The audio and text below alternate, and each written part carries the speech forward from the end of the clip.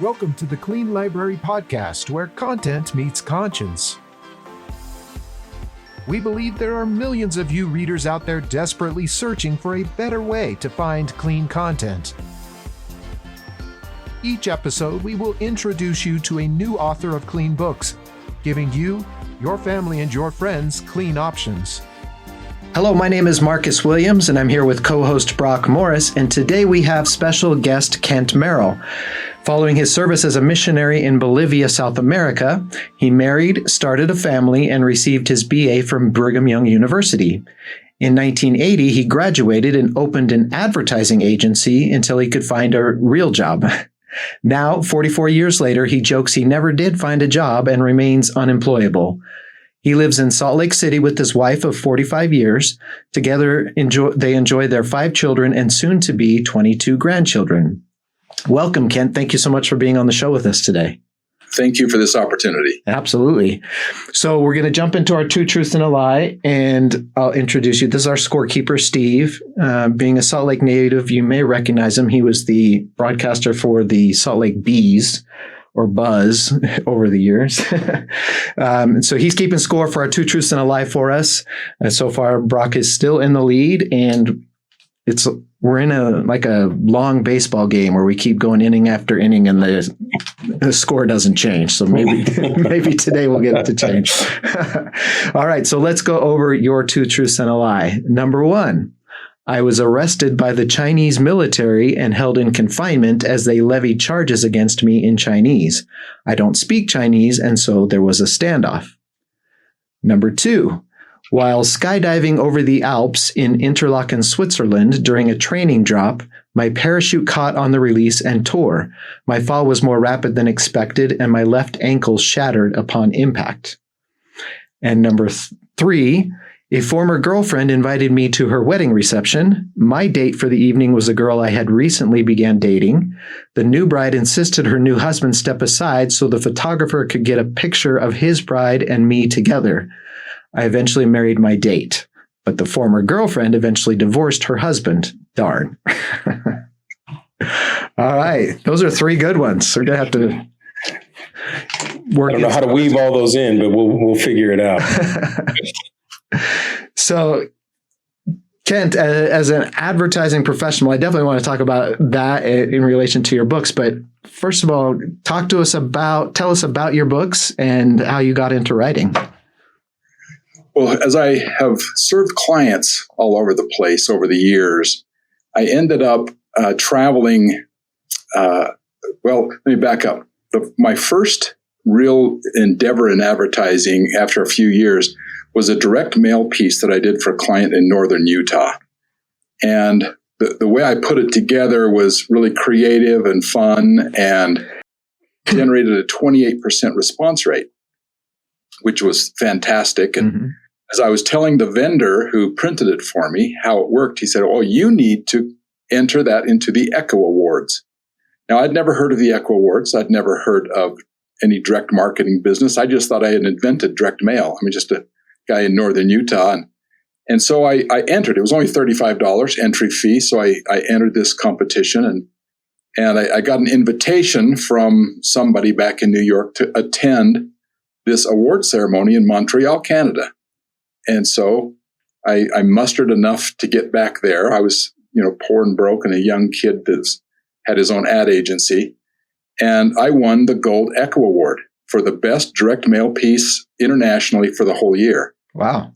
So I'm nobody, but I'd always dreamed of being an advertising guy on Madison Avenue, New York, being, in the big game. And a guy that was there who was Bob Stone, who was one of the pioneers in direct marketing.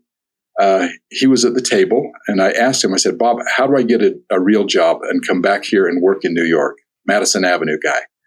And he said, "Don't. We don't want you. We don't want you here. We don't want you competing with us back here. And you don't want to raise a family in New York. So you're good enough. The business will come to you."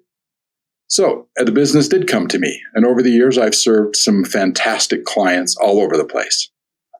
And that first Echo Award that I won, and it's given based on how much money you made the client. So it's results based, 100% results based. Yeah.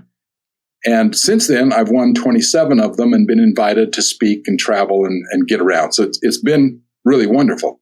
Well, as I travel, I'm sitting on an airplane or in a hotel. It's like, what am I going to do? I'm not going to waste my time on videos or something. So I began writing more than just advertising. So yeah, my career is writing advertising. That's what I've been doing. But, and I wrote a screenplay that I thought was wonderful. Well, nobody would ever produce it, of course. So I wrote another one, just a creative outlet. Mm-hmm. And finally, about 10 years ago, I thought, well, nobody's going to ever produce one of my movies, even though I thought they were cool. They probably were lousy.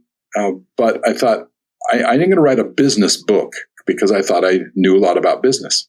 Well, I had employed hundreds of people over the years and had a reasonably successful ad agency in Utah. And so I started writing this business book, and as it came together, it was pretty dull and pretty boring. And so I thought, I got to add some stuff. And so I had some people, experiencing some of these. It was about leadership and management of people. Yeah. And so I threw in some hard to manage people, which were pirates. And then a friend of mine read this manuscript and said, Kent, get rid of the business stuff and just write fiction. That's what's going to work. And so then, and that was 8 years later, after I had done that, I published my first book, which was The Blade of Safavid, is how it's pronounced in Persian. Mm-hmm. And it just happened. I would get up in the morning. I write from 5 to 7 in the morning, give or take the time, to visit with my wife. And, then I'm interrupted sometimes. But it took me 8 years to write the book. It's only 582 pages, so it's plenty big enough for 8 years. But it was fun.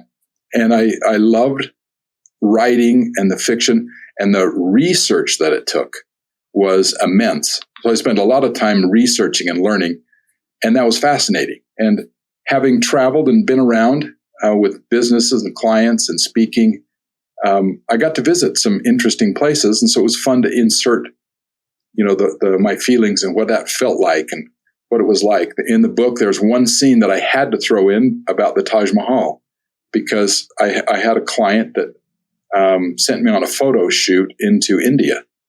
And so just those kinds of things added to it. And I fell in love with historical fiction. Yeah. That's awesome. So have you put out more books since then? My next book, my first book was a religious book about the 12 days of Christmas. That was my very first book 15 years ago. Mm-hmm. But the historical fiction is where my love is. And so I then spent the next year writing another historical fiction. I got it done in about a year. And it was, I thought, a pretty good story. It was more about the conquest of the Inca Empire by Francisco Pizarro. I hadn't seen any really good historical fictions on that. And I had spent some time down in the Andes. I thought it'd be a great story.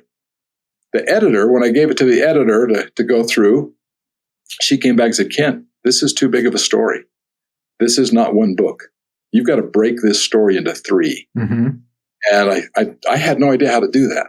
And so she gave me some outlines on what to do and how to do that. And so I went back and spent the next year and a half, which is the end of that year and a half is right now, writing actually book 1 of a 4-book series. And that one's called The Conquest of Liberty. That book is about it's the march towards liberty that started in the 1500s. And actually what it took from the feudal system, the monarchy, tyranny, to the freedoms that we enjoy today. And so I went back and wrote book 1 of that 4-book series. So I have book 2 kind of in the bag. I've written book 1. It came back from the editor about a month ago, and my wife and I are now proofreading it one more time. Yeah. And the end of the week, it goes to production, where they're going to start formatting and laying out. I'm hoping we can launch that one before summer's over. Awesome. So that's one book. are you going through a traditional publisher, or are you indie publishing those? indie publishing. Mm-hmm. In all my studies, I realized that the traditional is I'm going to have to find an agent. I'm going to have to get the publisher, and I'm going to have to get paid hardly much. And I'm not patient enough for all of that. Uh-huh. And the world today is so much different. And in advertising, I know about printing. I know about publishing. I figured that was not going to be difficult at all. Yeah. The problem I had on the first book was I never did market it because I'm busy making money, taking care of clients. And I didn't take the chance to really push it, which is different this time around. This time I've hired a team to help me to really launch. So is it like the advice that a lawyer should never be his own lawyer, and is it an advertiser should never be his own advertiser? Somewhat. Somewhat. The team actually is going to, they're going to manage all the social media. They're going to manage the how to get Amazons and how to get the Ingram Sparks and how to get those kind of things to generate more visibility. Mm-hmm. And then from there we'll take over. The biggest problem was that I've had the hurdle was my website that I thought was wonderful, of course, was just like my first book. It was way too much business, way too much advertising, way too much marketing. And the launch team said, you got to dump all that. Nobody cares that you can write a junk mail piece. Nobody cares that you can get response rates. All they care is, can you write a great, thrilling adventure that is fun to read? So that launches next week, the new website that I think is pretty cool. And then we're off and running. And then we will relaunch the first book. Okay. So with that first, how did you go from all these kind of stories relating to your business and to tying them all together into a cohesive book? So the first book, it was about motivating employees and motivating families and people based on some principles that I'd learned. And so I had based the book, the first book, it was called Someday Isle, ISLE. So it was going to be some people stranded on an island, and why couldn't they get off? Well, it was because of fear, because of laziness, all the things that stop people from progressing. Mm-hmm. And I was going to address all those things, and that's why it was a cool, someday ISLE. Someday I'll get around to doing that. Yeah. Sort of that. And so the story started to develop around some people stranded on an island. That's why pirates showed up, and those kind of things. And so that story, as I built the story and dropped out the business side of it, I kept 2 or 3 of the principles pretty strong in there. Mm-hmm. In the book. I think they're strong. They're maybe too subtle for people. The actual principle is you got to have faith. And so it's a faith-based adventure. Gotcha. And the faith is, I have to have, and this is the business principle too, I have to have faith that I can do what it takes to get paid or to receive the reward that I want. If I don't think I can do it, I'm not going to waste my time. Then I have to have faith in whoever's going to deliver the reward. If I don't believe the boss is going to pay me, if I don't believe God's going to reward me, if I don't believe my neighbor is going to do something or the government's going to provide, then I don't have the motivation to do it. Yeah. And then the third element of faith, I call it, I have to believe and I have to have faith that the reward that I get is actually worth the work. So those 3 elements, it's really 3, I call them 3 pillars of faith. It's safe and it's the same in religion. I have to believe that God will reward me, that the reward's worth it, and that I can do it. Yeah. How many do we quit? My children, they have to believe Dad will deliver, that whatever I've promised is worth it, and that they can actually do it. If I say, hey, if you build the garage, I will give you a car. Well, they don't believe they can build a garage. But they might know that I'd give them a car. But, those kind of things. So, right. that was several of those principles were carried through the book with some legends and some people talking. And so some of the business stuff stayed in there, but in a way that it was kind of fun with the adventure. Cool. And I love your 3 pillars of faith there, that and I mean, we could get into a deep discussion on faith too, but I love that. And I can think of so many examples of people who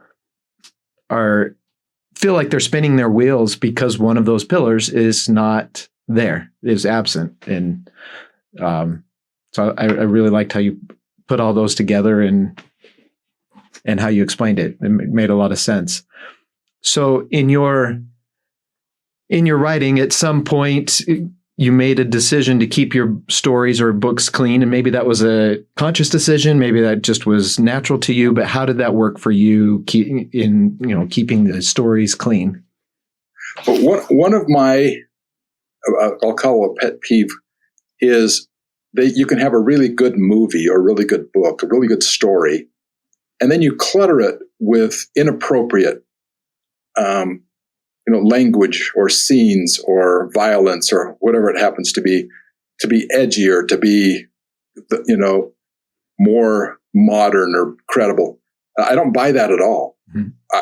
I think that's it's lazy from the writer or the producer or the filmmaker's standpoint, because this is my feelings. If you go to a movie or read a book for the edgy, the death, the violence, the blood, the sex, the language, you're not my audience.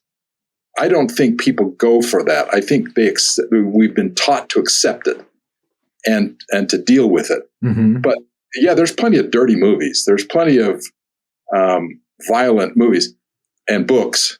And then, go to those. Those don't make sense, because I want my material, my creative energy, which I think I've been blessed with, I want it to teach something good, not preach it, but present it.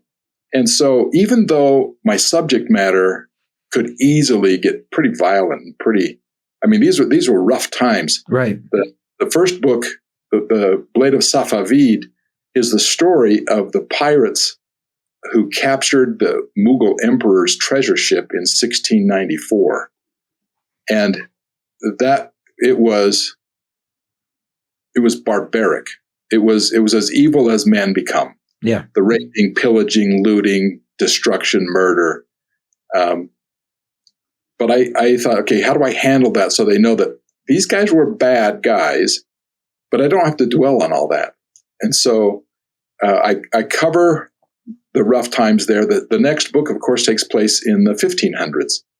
And so these are rough times and rough people back then, but I don't have to dwell on the nitty gritty. So my own philosophy is people will read it and enjoy the story and learn from the story and be inspired by history, but they don't need the schmut. It's completely unnecessary. And if I threw it in, it would mean I'm lazy and couldn't creatively paint a picture of evil without inviting my readers into the evil. Yeah. Just the other day, my daughter was looking at a movie and she said, well, why is this one rated R? And I'm like, I don't know. And her comment was, looking at the story, she's like, it doesn't make sense. It sounds like they're just doing it to do it. It gets R just because they added stuff to it. I don't understand why it's in there. And your guess is as good as mine. I have no idea. And I think that reminded me of what as you were talking, that I think sometimes you're right, that we're conditioned that it's supposed to be there or it needs to be there. And so sometimes writers add it not because they feel like it adds to the story or that it's important, just because they feel like they're supposed to. Yeah, I think they do. And you hit on something at the end of what you were saying too, Kent, when you said that in the way that you describe, your ability to describe a scene without using that it comes naturally. Is that, I think you said something like it comes naturally. Do you find that that's easy or challenging for you to not, or to avoid more graphic information? Or is it actually more effective for you not to use sort of graphic content? I think it demands more creativity from me with that challenge. An example in my current book that I'm writing right now, The Conquest of Liberty, they're the actual Spanish conquistadors that came to the Americas. The majority of them were incredibly brutal to the natives, incredibly brutal. There's a book written by Bartolomé de las Casas, who was a conquistador that turned into a champion of the natives.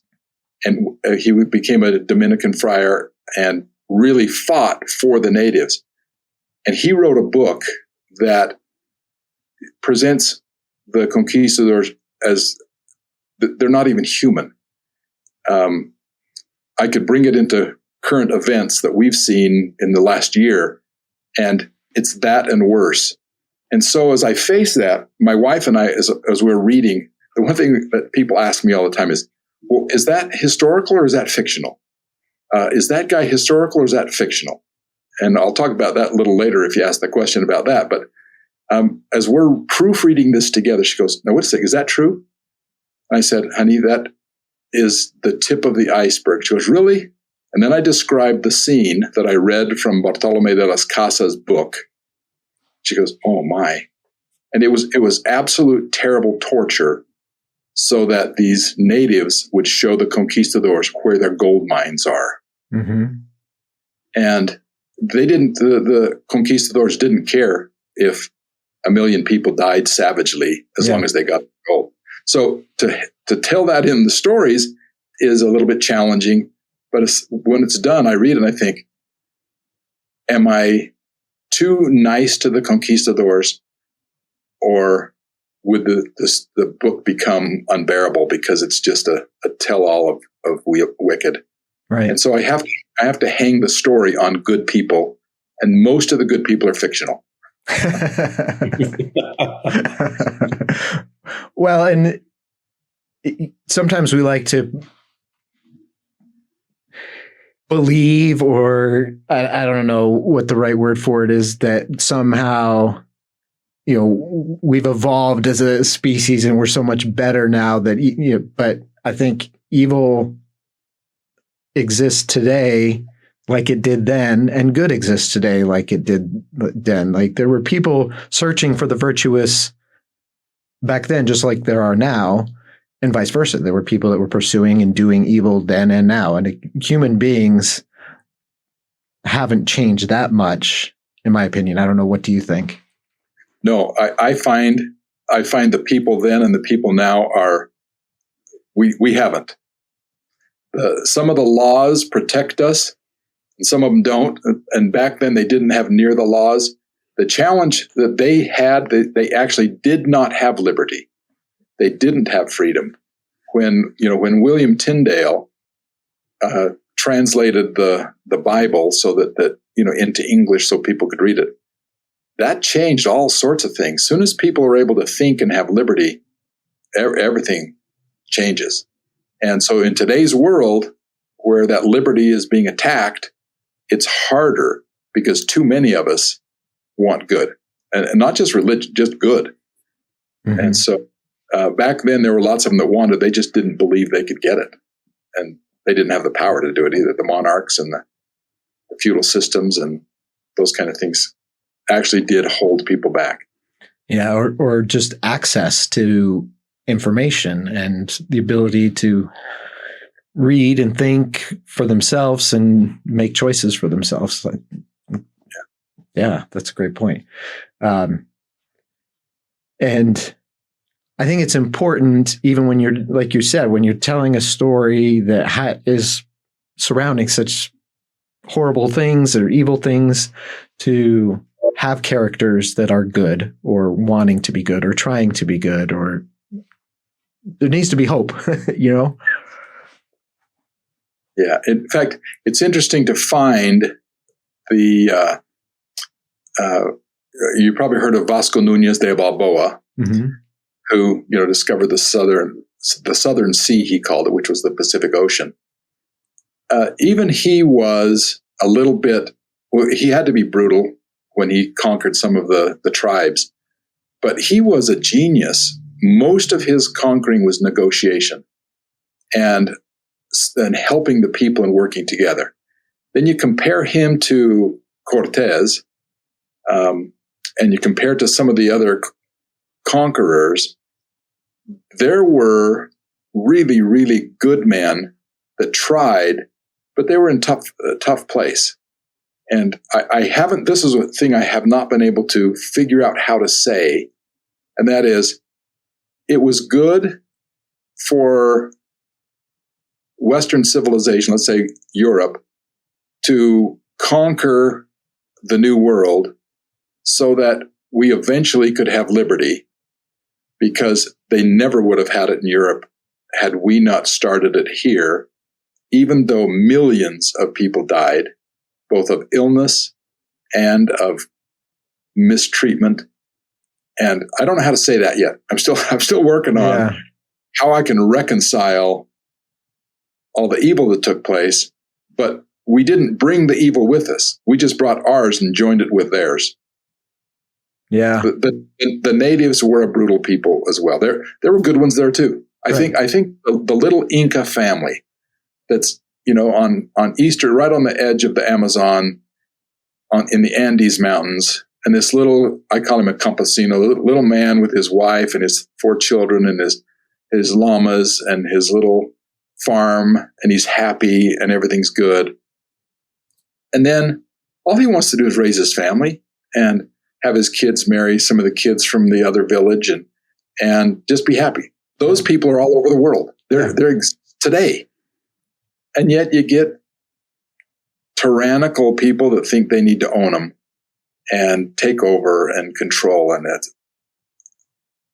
that's a challenge that I think God is going to have. I think he's had it ever since. Yeah. From the beginning. Yeah. And I think, like, you're hitting the nail on the head, that we can't understand God's plan. It's hard for us to see the big picture like God can. Yet it's important for us as individuals to choose good, to take care of our families, to have that, take care of what we can and manage what we can in the best way that we possibly can, and based on what we believe in, the knowledge that we have at the time. Yeah. And it's very easy to judge an entire people or entire group of people without taking into consideration the individual mothers and fathers and children and their struggles and their desires and faith and hope and all of that. Yeah. That is a big challenge. Yeah.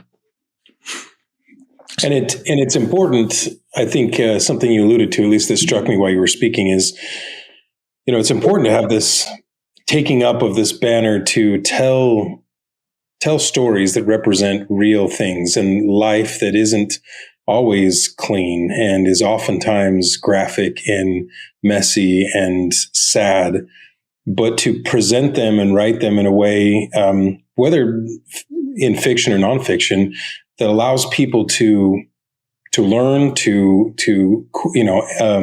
think about and ponder the questions that we've just been talking about, without being exposed to maybe the harshness that was truly the reality, and not doing a disservice to both. And I thought you said in a great way, are you representing some of these evil men enough, right? That there's a sense of really what they did, and you represent them accurately, because certainly their victims deserve them to be represented accurately, right? Mm-hmm. But also to do it in a way that allows people to consume that and learn from it without further traumatizing or damaging, right? And that is a tough balance to have, and definitely, and something I've been fascinated as we continue to have authors on here, of taking up that banner, finding a way to share those messages and staying true to them as much as possible without crossing sort of a line that wouldn't allow, that some people just wouldn't read, and certainly kids wouldn't have access to, in some ways. So it's a tough balance, but one I'm grateful there are so many people willing to lean into and have the talent to share. So, yeah, one of the things that I'm going to back up just a little bit to where my wife and others will say, is that true, or was that fictional, or was that historical? Yeah. In all of my research, I fell in love with the historical characters, good or bad, that I've never heard of. No one's ever heard of, unless you're a history professor that studies it. You never heard of these guys. You heard of Vasco Núñez de Balboa. Right. You've heard Pizarro. You've heard of Cortez and Ponce de Leon and, De Soto, a handful of those guys. Right. Those are the ones I remember hearing about. But you don't know about that Bartolome de las Casas, that Dominican friar. You don't hear about this person and that person. And so when I find them in part of the story, I take their name, I keep them, and I throw them right in the story. And it might be on one page, and then they're gone. And I fall in love with that on the page one. So you've got all these pages right here of the book. And page one, I'm just going to take the chance, because on page one, it's the very first line. And I don't know, if a real good author who has sold 1 billion copies instead of, the thousands or few that us independent guys do. This is a journal entry from a surgeon that's on this pirate ship. Mm-hmm. He's writing and saying, he says, "Flag Captain John Strong died on board. This is not good for me. We're still in port." Okay, that's the last. He never shows up again in the whole book. But you know what? John Strong was a fascinating mariner and captain. But, that's taken from the history. He was the captain of this ship that ended up suffering a mutiny and capturing the Mughal Emperor's treasure ship. So what about John Strong? Why is he even important? Just because I thought he was fascinating. Yeah. And so I made a video just about his life. And it's basically, here's a guy, he's a throwaway character, but I enjoy the throwaway characters. And there's a lot of them. That's cool. And do you find yourself sometimes just getting so fascinated with the research that the writing falls to the wayside a little bit? Yeah. Yeah. I'll find things. My wife she loves history. We will be watching a movie, historical or whatever, and she wants to know about it. So she's got her Chromebook. She watches movies with her Chromebook. And she looks up actors, she looks up history, she looks up those kind of things. And as we're reading this together, she's doing the same. Now, is this one true? Yes. And she looks it up anyway. Oh, that is fascinating. So historians, and I really am trying to be accurate with the history. And though there are historic and fiction writers who say you can't take liberties with real people. You've got to be true to them. But we don't know what Vasco Núñez de Balboa said. We don't know what King Ferdinand said when he was interviewing the Cardinal Cisneros. And so I throw that in there. And it's 500 years ago, so who's going to fight me over it? Anyway, but it's like, what would he have said based on what I do know about them? Right. And so that part of the creative process is very satisfying to me, is to add some life into a lot of these historical characters. And they become much more relatable when you've added a personality and life to them. I think we can learn from them and be more inspired by them when they're real and when they feel human, and, rather than just a encyclopedia entry or a Wikipedia entry with just facts. So, and you're clearly writing a fiction book, so it's not like you're writing a nonfiction and then and I've read those before where they claim they're nonfiction, yet there's a lot of dialogue, and I'm reading it going, I thought this was supposed to be nonfiction, and clearly you're making up this dialogue. But in a fiction book, I think it's great. I've never had a problem with that. I love that, in fact. But it's a great exercise also as an author, I think, to try to put yourself in their shoes and get in their head, and think what would they say, or how would they react to this situation based on what I know and based on what's available. I think that's a lot of fun. It is. My current series has the Swamp Fox from the Revolutionary War in it, and so I've gone down a bit of a rabbit hole reading books about him, because I was trying to think, well, I want a character from that day and age, but I don't want to just use Washington or someone recognizable, but not quite as. And so I remembered the old TV show, Disney show from when I was a kid. I'm like, I want to research him. And I've just fascinating. And now that challenge is, how do I write him in a way that feels true to him, but is also entertaining? That's right. So that's cool. So as an author, but also an advertising professional, what advice would you have for other authors who are trying to figure out how to market their books? Well,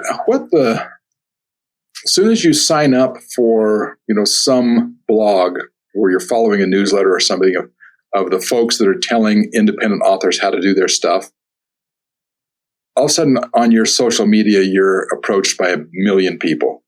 Everybody's selling advice and tips and how to sell your book and how to get, 1,000 readers and how to get followers and everything else. So as I've read a bunch of those and then researched a few on my own, so it's not all hype, the one piece of advice that I like the most was from Brandon Sanderson. He, of course, has sold a few million books. Mm-hmm. And in one of his presentations down at Brigham Young University, he said the best marketing of all the marketing you can do to market your first book is your next book. And so I took that to heart. Once my first book was published, I dove right into my second book, which is good and bad. But I was still nobody. Yeah, I got a ton of Facebook friends and I've got a bunch of followers on stuff, but I haven't built, it's all been business related. Yeah. My personal life, yes, and business, not author related. And so I have then spent time trying to build the author side without being insufferable to the few friends who actually read my Instagram, my Facebook. And so from that side of it, the advice that I would give is write a really good book to start with, and then write another really good one. So I'm hoping to take my own advice. I feel that my second book is equal to the first book. It's going to be shorter. Mm-hmm. My complaint with this first book was, it's 166,000 words, which is a book. Now, Stephen King, his are 800,000. Ken Follett's are 1,000 words. A million words and 800,000 words. Those are big books. Yeah. And so mine's a little bit big. I did have a publisher look at it, the manuscript, and says, "You're a first-time author. You can't do a book that big." And so that's when it was 110,000 words. And so I made it to 160,000. So this next one is only 100,000. So it's a lot smaller book, but it's going to be 3 or 4 of them. So my advice, getting back to the question you had, advice is do all those things to have good friends and good people. Learn about Facebook and Amazon advertising. Amazon is still 80% of the market. Right. We're told, for book sales. And don't be obnoxious to your friends and then struggle. My personal launch for this next book is going to be heavy into Amazon advertising. I'm going to support it with a lot of Facebook ads. We do advertising for a lot of our clients now. We've been in direct mail forever. Mm-hmm. I have mailed 400 to 500 million pieces in my 40-year career. So I can do direct mail. Yeah. I'm actually going to try direct mail. Okay. In launch. I figured out a way to target some specific historical fiction audiences. I'm going to support that with Facebook, and then the launch team is going to manage all my the Amazon marketing. And so those things are going to be where I launch, and then see if I can, build some audience. My personal goal, of course, I want to be a Ken Follett, where Sure, I can write. yeah. I can write, 1,000,000 words and people will buy the book. But if I can generate sales consistently over the next 5 books, 10 books, and I have more book ideas than I'll ever have time to write them. Yeah. So where do you come up with ideas? No, they just happen. I have way too many. But if I can do that, publish a book a year, 1.5, because I can write pretty fast once the story's in my head, then I think I can generate $2,000, $3,000, $4,000, $5,000 a month, which with all my reading is like, that's reasonable. Yeah.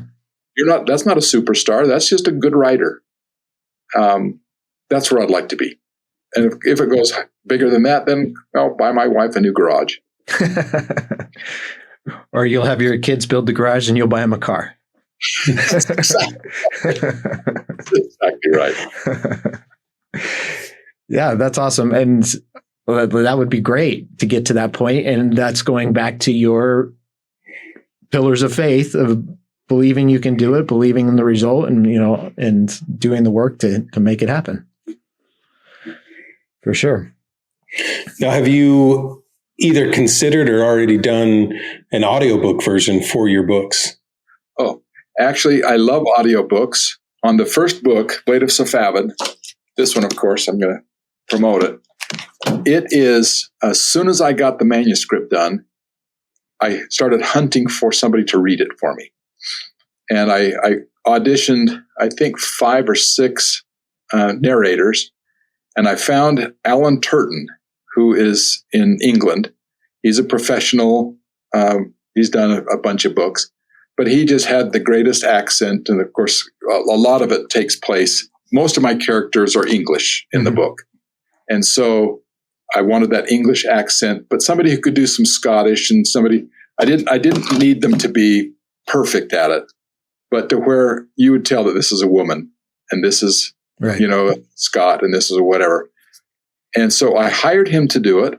And one of my greatest reviews that I have, which I publish, is his, when he said, "This was a joy to read this book. It's a joy to narrate a well-written book, because they're not all well written, And then he went through how much he enjoyed going through it the second and third time. So, and with his, I just received a couple weeks ago an award, a silver IPPY award for the audiobook. Great. And now, congratulations. I've won lots of awards, and I don't want to disparage awards, but very few of them gave me a lot of money. It made me look like I was famous and fancy, because I was on the national and international stage. And when you're invited to go speak in Portugal at a creative conference, and Budapest at a creative marketing convention, international, that's all cool and gratifying and fun and stuff.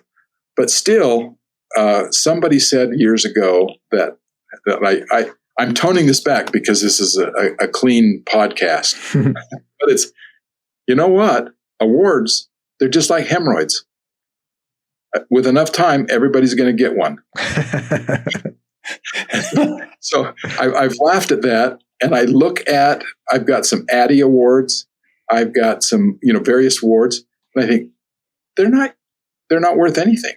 They're some trophies. I used to have a bunch of them on the walls, shelves I built shelves to hold all the trophies and the awards and the everything. Yeah. But you know where they are now? They're in a box in my garage collecting dust. And I look at my wife, my sweet wife, and I don't know if you can see it over this thing. That's a 10-year-old picture of my 10 grandkids. The little one over here is my 20 grandkids. So my claim to fame in the world is in a box in a garage. Her claim to fame are wonderful lives of people. And so I put that in perspective as the award's fun. And it's, as soon as I get the actual information, I'm going to send it to Alan, over there, and say, you took second place worldwide in the audible category. And his voice was so good. The story's good, yes, but he did it such a beautiful job narrating it with the other thing that I loved about this, I should never say this, but being a self-published guy, even though I had editors go through the book, by the time it got built and was printed, that Alan actually had a physical book in his hand that he read before he read the manuscript. Right. He says, it looks like you've got 2 chapter 95s. Is that on purpose? No. He said, so I recorded it as chapter 96, and now you've got an extra, it was kind of funny how I went through the stuff with him, and he corrected little teeny typos. So that's the other advice I would give. You need more than one editor. Yeah. This book's going to go through, the new one's going to go through 4, plus me and my before it's done. Because you get somebody that says, yeah, it's a great book. You had 4 typos. It's like, how did that happen? I know. And no matter how many times you go through it, you're going to find something. I believe that sometimes they like create themselves after you're done just to bug you, because it's true. But I guess my one comfort in that is that even traditionally published books have gone through the professional process. I find errors still. So perfection is difficult. Well, this has been a lot of fun, and we're running out of time, but this has been fascinating. Really appreciated your time. We want to go back through your 2 truths and a lie and see if we can figure out which one is the lie. So I'm going to remind everybody. Number 1, I was arrested by the Chinese military and held in confinement as they levied charges against me in Chinese. I don't speak Chinese, so there was a standoff. Number 2, while skydiving over the Alps into Interlaken, Switzerland during a training drop, my parachute caught on the release and tore. My fall was more rapid than expected, and my left ankle shattered upon impact. And number 3, a former girlfriend invited me to her wedding reception. My date for the evening was a girl I had recently began dating. The new bride insisted her new husband step aside so the photographer could get a picture of his bride and me together. I eventually married my date, and the former girlfriend eventually divorced her husband. All right, Brock, what do you think?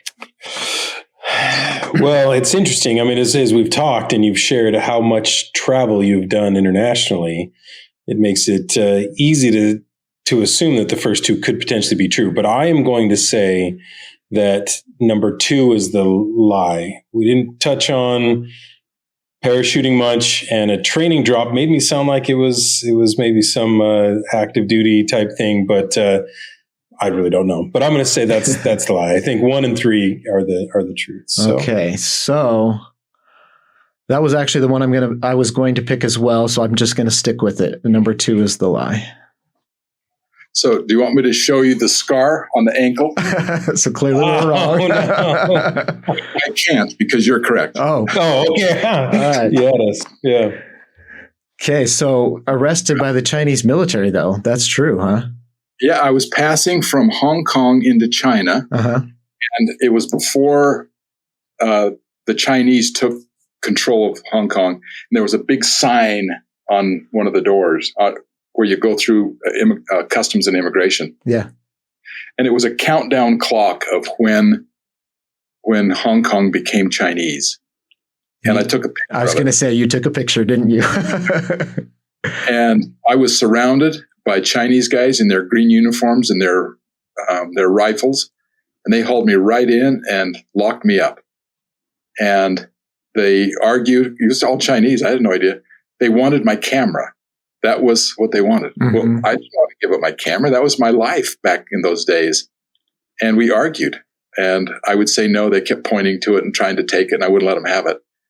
And I was stupid. I'm glad I didn't. And finally, after all of that, they brought a guy down who was their superior, and he had just a T-shirt on with his regular, Chinese. So he was not dressed for work. Yeah. He came down and asked me what I was going to do with the picture. And I said, I'm just a tourist. I thought it would be cool because I enjoyed here. And he released me. He said, get out of here. He was annoyed that they annoyed him. Worked in your favor. Yeah. As soon as you started that story, because I've been through that customs checkpoint, I was like, you took a picture, didn't you? Wow. Well, Kent, thank you so much for being with us today. It's been a lot of fun. I've learned a lot, and it's just been a great conversation. So we really appreciate you being with us today. Thank you, Mark. Thank you, Brock. I appreciate it the time. Yeah. And for everyone out there listening or watching, please subscribe, follow, share with your friends, share online. That's the biggest thing that you can do to help the podcast grow and to help get the word out about clean authors and clean books and content that you would feel comfortable and safe reading. So we appreciate all of your help doing that, and we appreciate you watching or listening, and we will catch you next time on the Clean Library Podcast.